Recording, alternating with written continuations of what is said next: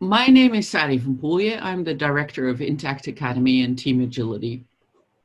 From Team Agility, we help businesses innovate more quickly than their products and become agile in a turbulent environment.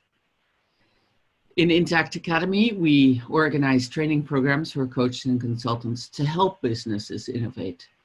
You can find all this information on the websites www.intactacademy.com and www.teamagility.com. So I've been a consultant for 35 years now and a leader in business for 23 years in multinationals. And one of the things I've learned over time is how to deal with crisis. I usually get called in during crisis times. And so over the years, I've had to learn how to conceptualize them and what to do when you are in crisis. And of course, this is more relevant than ever today. Within TA, we can define crisis in organizations in a quite precise way. As we said in previous blogs, we call an organization something that has a major external boundary, which distinguishes the environment from the members, and a major internal boundary, which distinguishes the leadership from the members. When the dynamics in an organization are stronger than the cohesion within an organization, there is usually a breach of boundaries, and that's what we call a crisis. I'll explain. So there are three types of dynamics, as we said in previous blogs. There's pressure from the outside.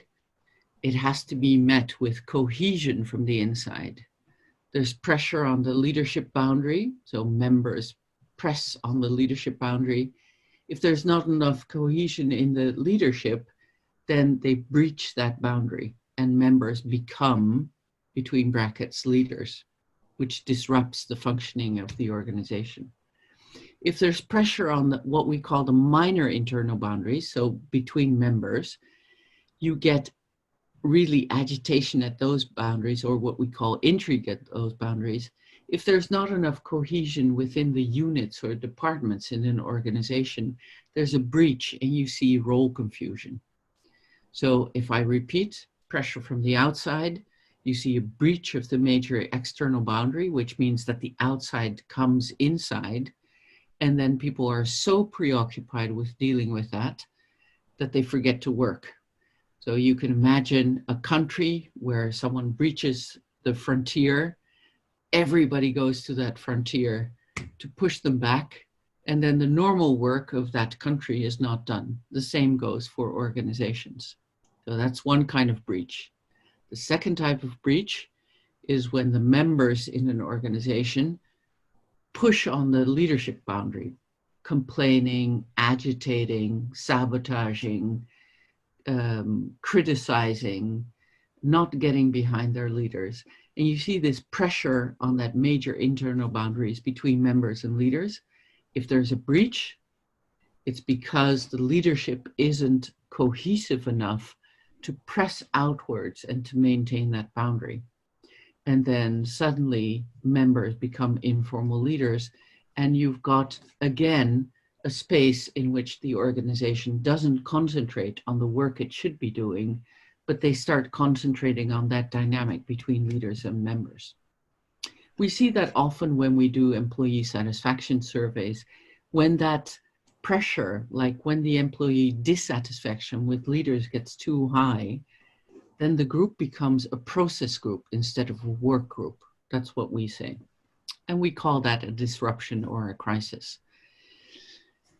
The other kind of breach, to repeat, is when there's, for instance, two departments. One department complains constantly about the other department. For instance, traditionally, the production department complains about the sales and marketing.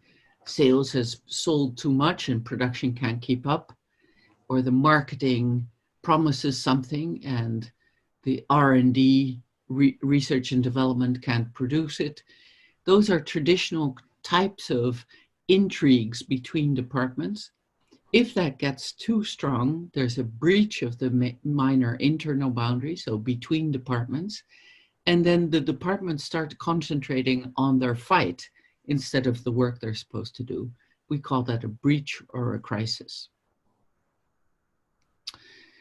What can you do when there's an organization in crisis? Well, there's a couple of things.